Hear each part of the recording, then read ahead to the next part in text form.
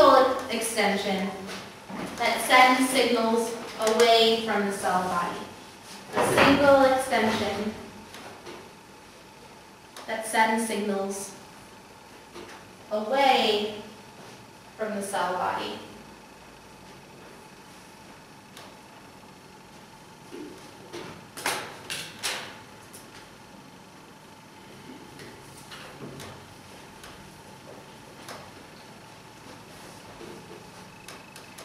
A single extension that sends signals away from the cell body. So our dendrites receive signals from other cells, and then we have a signal transmission going towards the cell body and then down the axon. And in some axons, that's uninterrupted. In some axons, the signal goes all the way down until it reaches the end. In some neurons, like in this one, there's a coating or covering over the axon. And what's covering it are specific cells called Schwann cells. And Schwann cells are producing this substance called different Schwann. Is that a question? Sorry? Oh, it's different Schwann. Yeah. Schwann cells are producing this substance called myelin, which is basically this fatty material that's insulating. And so electrical signals can't go through it. And so what happens with neurons that have these Schwann cells is that instead of the signal going uninterrupted down the axon, it has to jump over the Schwann cells.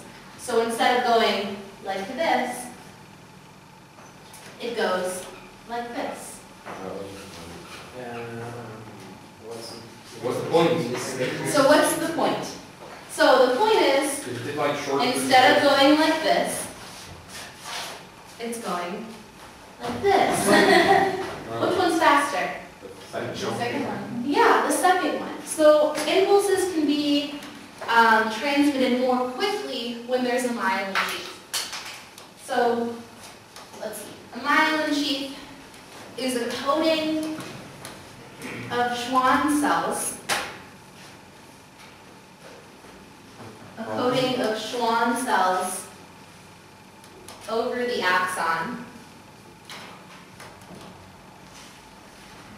that speeds up impulses.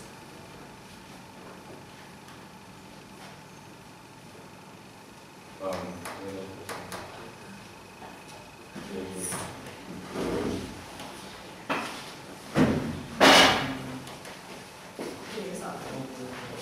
coating of Schwann cells over the axon that speeds up impulses. So the place where the signal sort of steps down in between jumps, these are basically little naked pieces of axon. So these little naked pieces in between, these are called nodes of Ranvier. So a node of Ranvier is Ranvier, R-A-N-V-I-E-R. Not reindeer. Not Ranvier. Node of Ranvier is a naked piece of axon located between Schwann cells. A naked piece of axon located between Schwann cells.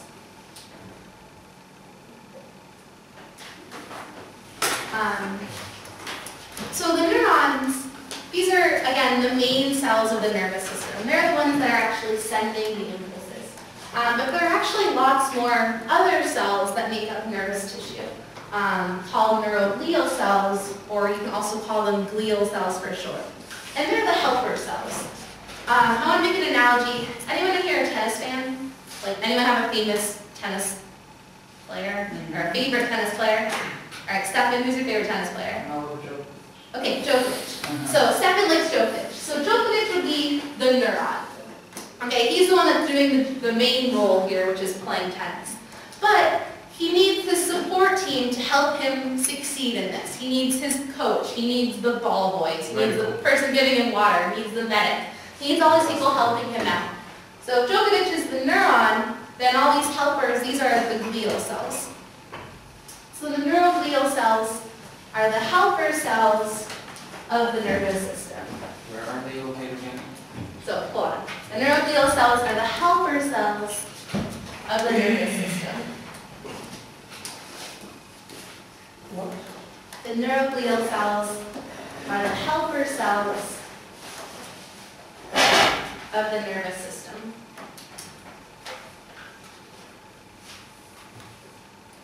So Schwann cells are an example of a glial cell. They're an example of a supportive cell. There are other types of glial cells that are helping by giving the neuron different nutrients and ions that it needs. So giving it the nutrients that it needs to succeed in its role and to stay healthy. We're now going to investigate how these signals, how these electrical signals are actually spread down the axon. I have one volunteer. Yoho, can you just give every group of 2 people one of these? And give Mario one. Mario. Okay, you're going to get a cup with some materials in it. Just let it be for now. Let it be. Don't take anything out yet. Thank you. So you guys are going to work as a group of 3. I just need to get your hand out so okay.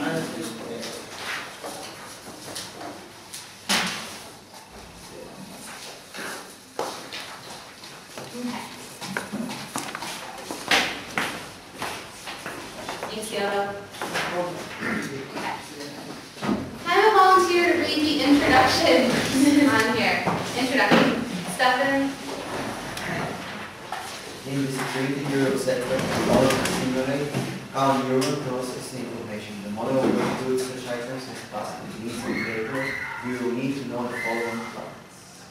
Okay, so a couple of materials that you'll see in here are a poster board, which we're not using. Instead of putting everything on poster board, you guys are just going to be using your desks. And you're also not putting these beans and lentil beans, or excuse me, these pasta and lentil beans into any containers. You're just going to put them in piles. Okay, someone to read fact 1. Roddy. Pasta pieces represent sodium ions. There are more sodium ions outside the nerve cell than inside, so there is more in the outside container. Lentils represent potassium ions, and the wads of paper represents proteins. In a real cell, there would be millions of ions, but there is not enough room for that many pieces of pasta and beans on your poster board. Sodium and potassium ions have a positive charge, while proteins carry a negative charge. Ions.